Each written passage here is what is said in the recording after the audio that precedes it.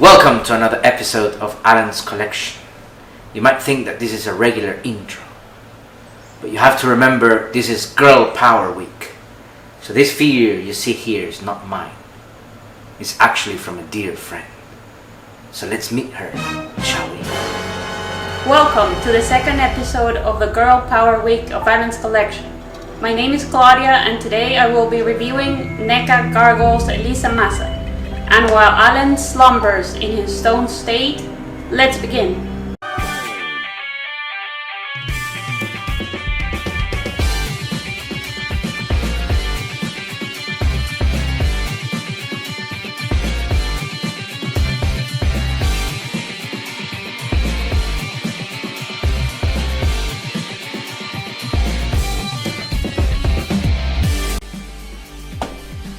NECA Disney Gargoyles, Elisa Maza. Claudia, take it away. Here we have the packaging for Disney's Gargoyles Elisa Maza. I really like the packaging design, and I have to say, being an inbox collector, I was highly tempted to leave these figures like that, but I just couldn't resist opening them. As you can see, this is a NECA Ultimate Flap Box. We have in front a cool artwork of Elisa, descending a dark stairway with a statue of Goliath on the left. There's a sticker on the top, and I like the fact that it's a sticker, so we can remove it and leave the artwork as it is. On the bottom, we have the logo of Disney's Gargoyles and the name of the figure.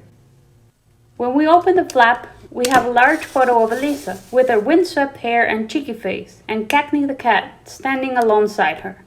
We also have a full view of the figure and her accessories. On the other side of the box, we have another photo of Elisa holding the flashlight and the logos on the bottom. Now, the back of the box is full of stuff.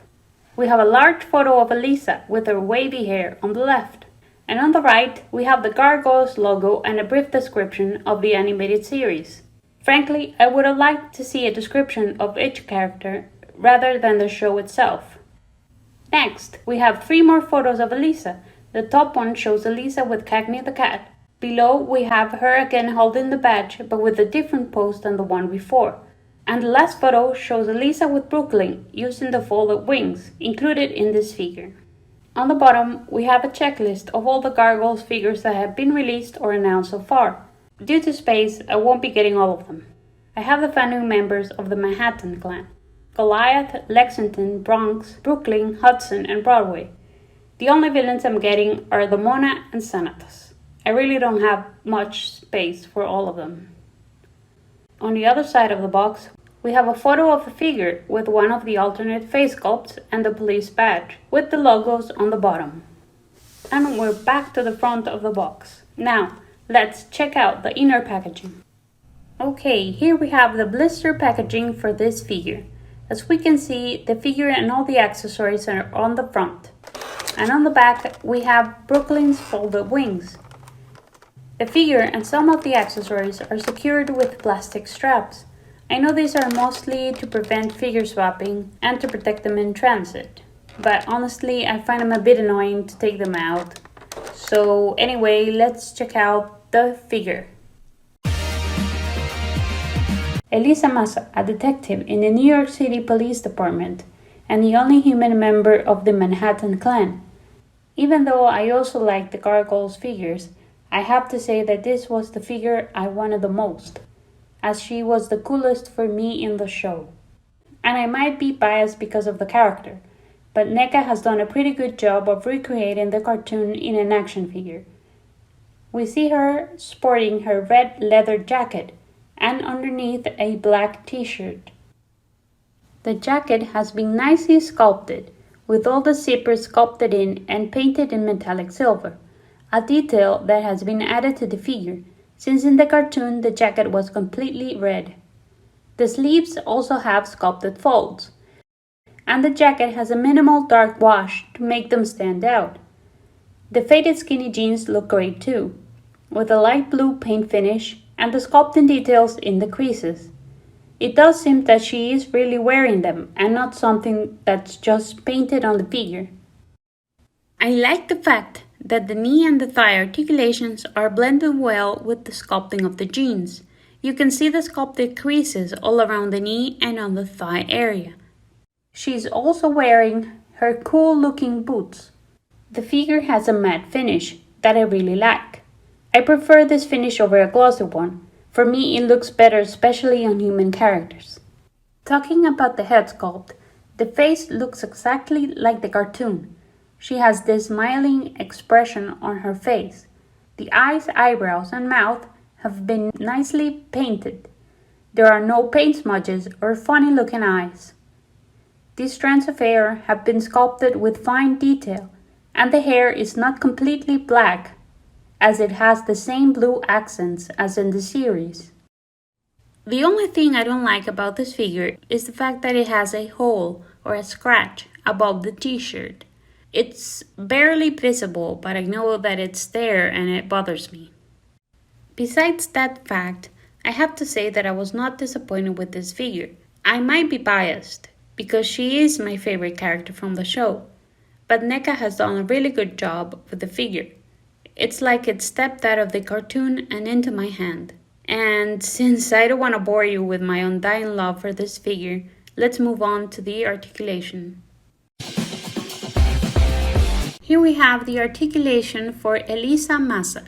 So let's start with the head. You can move the head down quite a bit, but you can barely move the head up because of the hair.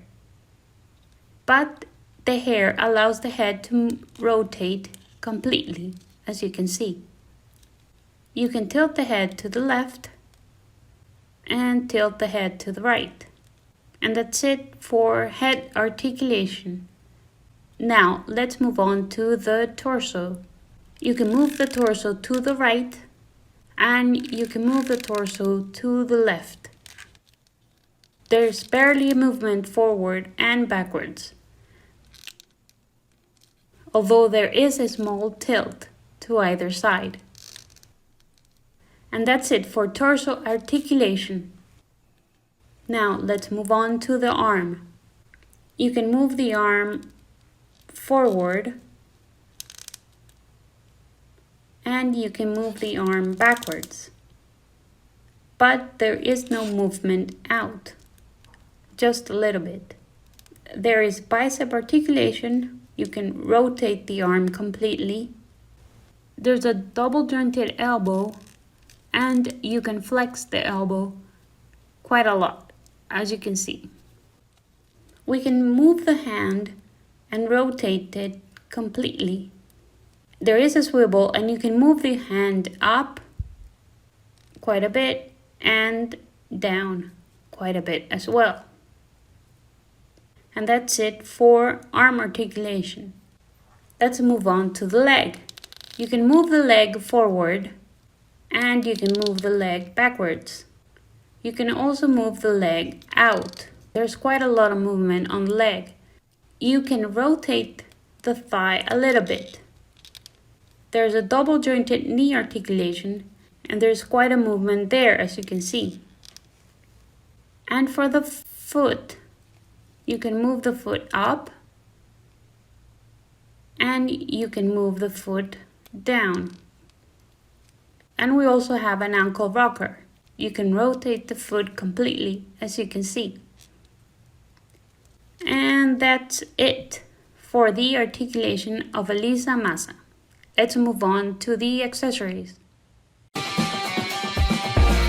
Here we have the accessories for Elisa Maza. Let's start with Brooklyn's folded wings. I really like the details in the wings, as they are not completely smooth and have a sculpted texture on both sides. I'm happy that NECA decided to produce them, since the original Gargoyles wings take up so much space. I understand that they needed to include this with the other figures, sort of like the Build-A-Figure pieces included in the Marvel Legends. And for the price point of these figures, I don't mind getting them like this, especially since they have been included in figures I like. I don't know how much it would have cost to have them in a accessory pack like the TMNT figures. Up next, we have her police badge. I like the golden shiny paint, and there are some sculpted details like the star and the lines on the bottom.